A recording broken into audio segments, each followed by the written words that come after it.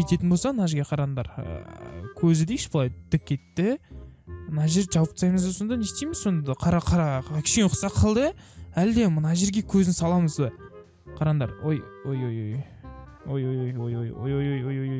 Каш мына жерге барамыз да. Тік дейміз. Мынаны аламыз да. Аламыз да.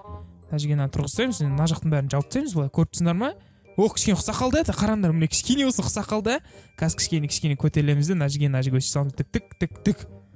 Мына кішкене Б-ге ұқсады ма? Ұқсамады ма? Әлі Б-ның басында мынандай жарит өсіп салайық. Кішкене Б-ге ұқсады. Чуть-чуть болсын Б-ге ұқсақ болды, бірақ деген мынау аузы міне мына жерге мұрны тұратын болса, мынаны жауып тастауымыз керек. Міне хоть мына жерге қойдым да көзін салып тастайық. Қалай кетеді? Қараңдар, мына жерге аламыз да, тік кетті, көзін салып қоямыз былай.